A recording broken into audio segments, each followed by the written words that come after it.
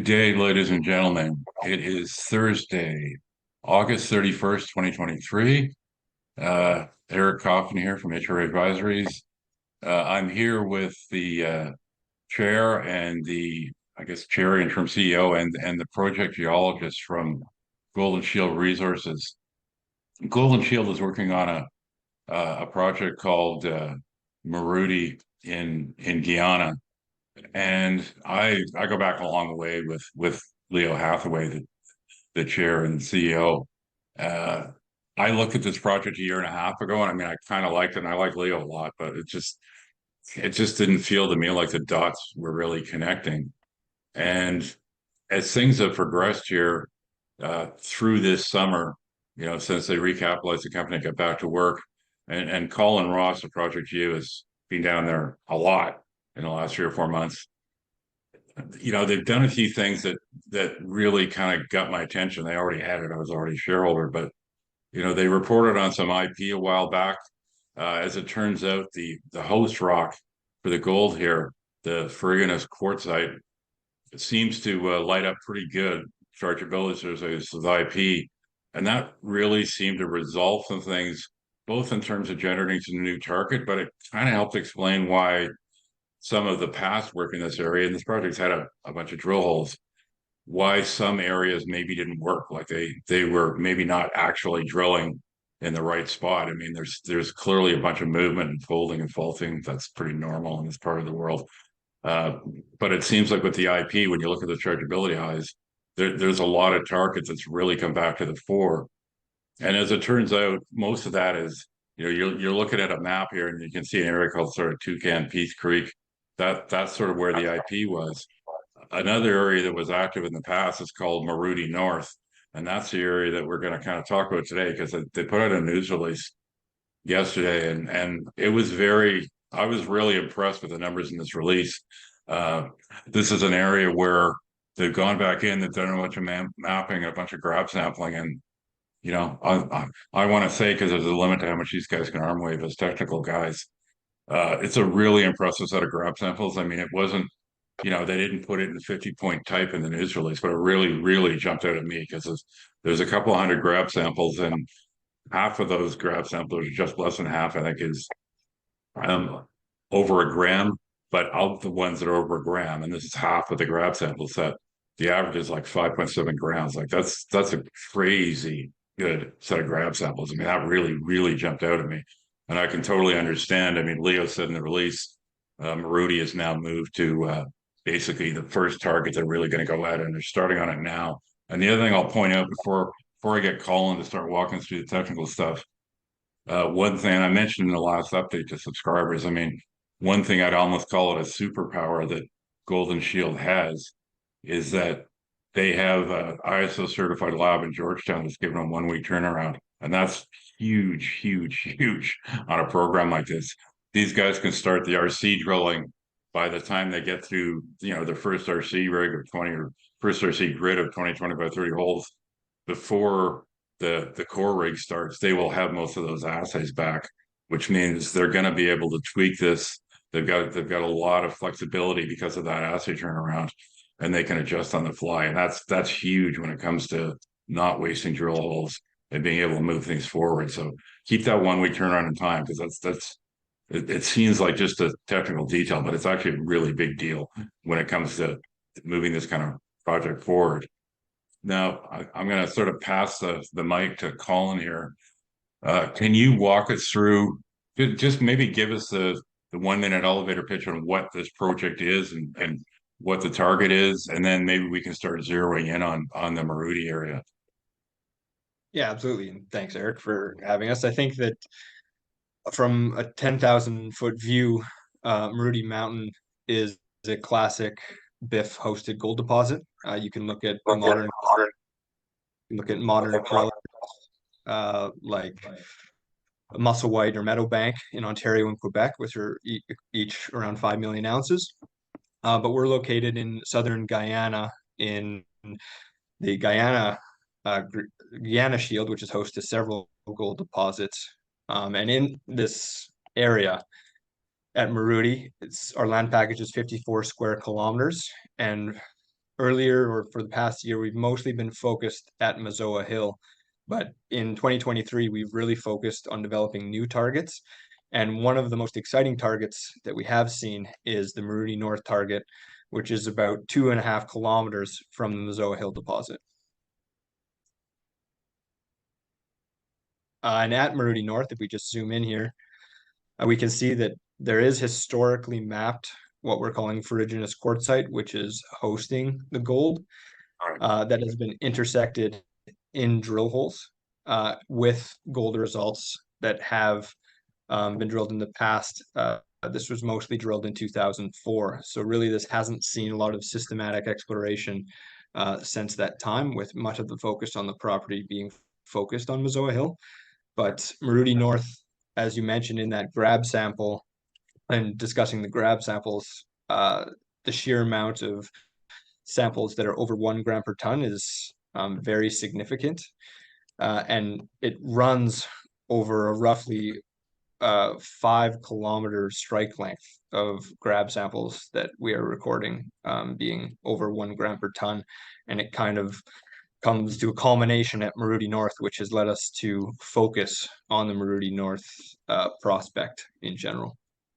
And the stuff that's you see this kind of east-westish line of high grab numbers to the south of it. That I think that's what you guys call Pancake Creek. That's not an area that saw much focus in the past in terms of sort of corporate explorers driving in drill. Like there don't seem to be a lot of drill traces there. By the look of it.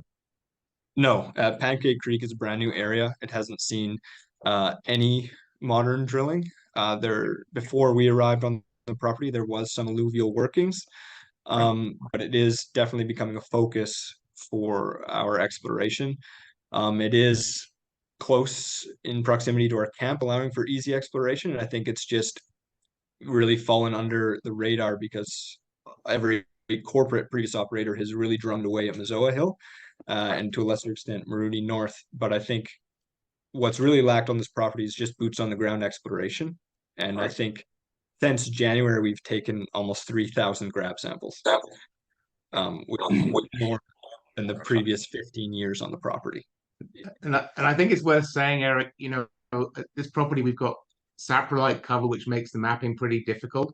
The IP really worked well at picking out the ferruginous quartzite host, but that doesn't extend this far north, so we're kind of blind with the geophysics in this area. But that line of samples that we just talked about going through Pancake Creek that's all in the ferruginous quartzite. So I think when in the next turn of this map, we're going to have more of that yellow host rock snaking through there. Okay, now the area that you're working on right now, I mean, I think the RC rig is going. So what's the exploration logic for there? Like why is the grid there? What are you hoping to come up with this RC campaign? Absolutely. So I'll just highlight our preliminary RC grid over Maruti North here in these gray circles. So previous operators have drilled mostly to the east and have traced it towards the east, but they also went to the west and did some wildcat drilling, and they didn't hit any ferruginous quartzite, and that was kind of terminated their exploration in this area before moving back to other prospects on the property. But because they believe it extended in this northwest fashion, but it looks like it kind of curves around and moves down towards Success Creek. So we're trying to trace it to the west and trace its orientation and hope to intersect it as it moves west. Okay, and so what is basically the RC? Are you just drilling saprolite, or are you gonna try to push into fresh rock, or what's the idea here? Yeah, so we do drill through the saprolite and into fresh rock, and we are able to penetrate the fresh rock to get chips. So we are hitting fresh rock, so we are able to find ferruginous quartzite, fresh ferruginous quartzite, as well as because it's such a competent unit, it really sticks out. So we're able to essentially, where the topography is high, there's less saprolite cover, which really saves on drilling time and drilling costs. So we'll drill as far as the rig can go with the RC and hopefully get some Right. reported intervals. And there's no water in the holes; it's dry here, so it should hopefully we should get some intercepts to report from the RC. But we'll follow up with the diamond drill regardless. Right. And then, yeah, the idea is the RC gives you the geometry you need to set up your diamond pads right and hit it. Try to be Yeah. hitting true thicknesses, but also know which way you're chasing it. Now, this, friggin' is quartzite / banded iron formation. Is this sort of like a lot of mesothermal systems where you get shoots, and the idea is to find a high grade shoot and then chase it down, plunge once you figure out what the plunge is, or is this something where you'd expect to get numbers more consistently through the unit, or well, along strike within the unit? How's the zoning usually work in these things? Well, I think according to the models and other examples, fold hinges are a good place to look, and that's where you get a thick ore shoot, but it does also go into the limbs, and you can get repeated limbs, because it's a structurally complex environment. But fold noses hinges are a kind of happy hunting ground in this kind of environment. Right. So I mean, you're doing the RC over the next 2 or 3 weeks. You bring the core again in a month, quote unquote. This area to the south of Pancake that looks so hot. I mean, is that an area where you're thinking the satellite's probably pretty thick? I mean, have you got any sense of that at all? We have done some minor trenching in that area, and the saprolite is probably comparable to other areas on the property. It varies depending on local topography, but we should be able to punch through it no problem with the RC rig. Okay. Okay. So is the idea you just go straight to RC, or are you going to try to do anything intermediate to help with the RC grid placement? Well, we have guys on the ground there right now, so we are Okay. doing that. Yeah, and like you say, the turnaround helps. Really Yeah. helps. Yeah. Okay. So I mean, that's just one area. And again, I'm gonna stress again, this is a pretty this is a pretty crazy set of grab samples. It really is. But on top of that, I mean, you have the other areas that you've taken Maruti up to #1 because of what you're finding on the ground now, but you've got a couple of other ones that I assume are going to be next in line after Maruti. I mean, do you have a sense of what your target order is going to be? Because you've got some stuff that looks pretty good down in the Mazoa area based on the IP and some of the other work you've got. Is that where you go next, or do you think you're going to stick around up near Maruti for a while? No, IP6 is the next scheduled one, which I don't know Okay. if you can get there, Colin. Yeah, so this is I'll let Colin chip in a minute, but we discovered that yellow line to the east of Mazoa Hill. It's open, with that might not we expect it to be thicker than that, and we think it's the other limb of Mazoa. We need to get up to the north and look for the hinge. Right. We got a whole bunch of good grabs up to 7.7 grams. Sorry, 17.3 grams that you can see there. And trenched the revisionist quartzite. It looks just like Mazoa Hill in terms of mineralization. So and there's a big chargeability anomaly that's not shown on this. So that's the next target. Okay. Yeah, it was always, if I may just jump in, it was always historically thought that Mazoa was truncated in the northwest, which you can see in drilling, and there is likely a fault there, but it has the potential to just be offset, and this has kind of been under previous operators' noses the entire time. You can see Mazoa Hill from IP6, and I think a large reason as to why this was not explored for is the quartzite dips under the road. Right. And with the IP, which has really changed our exploration thesis, we were able to target it there, trace it across the road, and trench, and sure enough, there was unidentified ferruginous quartzite at surface that ran pretty significantly, as you can see from the grab samples. So it is right next to Mazoa Hill and has very high potential. It's just we're going to explore that next with the RC rig. Is it possible to turn the chargeability on? Yeah, absolutely. Yeah, it'd be nice to see that. Yeah, so you see, we need to get that survey further north, as you can see. Right. That's kind of where it is right now. Right. And what about that really strong one? Yeah, where your cursor is now. What's going on over there? Yeah, so this is Peace Creek.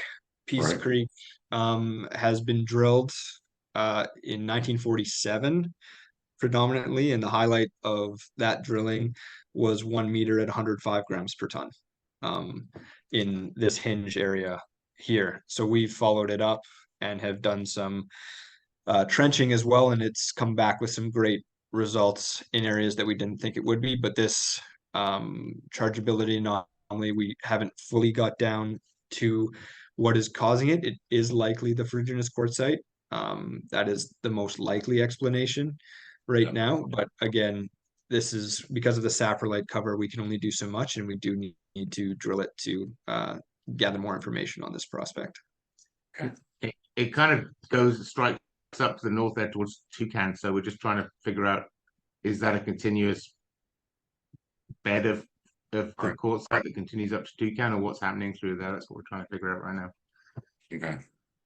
And what's the timeline, and now that you got going, what are we looking at in terms of, how much time do you think the drill is going to be operating, and what's the news flow going to look like going forward?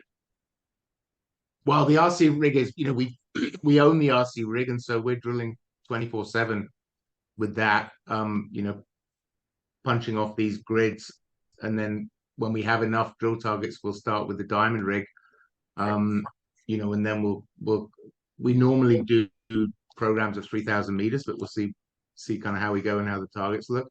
But we have the diamond rig. The diamond rig's on site, kind of ready to go. We have very good understanding with the drill operator, so they just fly a crew and we go whenever we're ready. So we envisage that starting late September, first week of October. Okay. And once it starts, it's probably going to go for a while. That's it. That's the idea. Oh yeah, I mean, I think we'll probably be going to the end of the year. Yeah. Yeah. Okay. Well, I mean, there you have it, folks. I mean, it's at one level, it's a simple story. At another, it isn't. I mean, the structure is obviously pretty complex here. You can see that from the way all those units kind of curve around, and now you see them, now you don't. But it feels to me Golden Shield is kind of starting to crack the code here. They've figured out a set of exploration tools that allows them to zero in on the quartzite, even in areas, and particularly probably in areas where it doesn't outcrop, even though it's a resistant unit. And that allows them to go after targets that probably weren't seen or were ignored by past operators. I mean, you've got stuff like that Pancake Creek area, this IP6 area. I mean, those look like great targets that nobody's touched before. They've got 1 week turnaround, as I noted at the start. That's a big deal. That allows them to be very nimble when it comes from jumping from target to target. RC rig started, that's probably just going to keep going for months. Core rig starts in a month. That probably keeps going for months. If they're successful with the RC of getting into enough fresh rock, the RC itself can generate some nice intercepts, hopefully. But I mean, it's the core rig. I mean, this is kind of stuff where structure's king. You gotta know where you're going. So you really need the core rig to really be able to properly chase and figure out the geometry. But and they're funded for all of this. They did a big placement in the spring that I was part of. I think it's a great story, great technical team. It's one of those ones where, it's an old project, but new eyes, new targets. This feels to me like something that's got legs. So Golden Shield Resources, it's GSRI on the Canadian, and GSRFF QB in the US. Great story. I mean, the news flow is just starting now. I think this could be a pretty exciting stock over the next 3 to 6 months as these results start coming in. So thank you for walking me through it and showing me large scale enough maps that I could actually see the samples. That was awesome. And of course for the overview and for driving the bus here, Leo. Great story. I mean, I think this one's going to do really well. So hopefully once you get a couple of RC grids done and start the diamond drilling, maybe we can revisit this again and you guys can start sort of attaching some geometry to these zones that you're trying to hit with the RC. Yeah, that sounds like a great idea, Eric. Okay. I will talk to you guys later. Thanks very much. Great. Thank Thanks. you very much. Bye.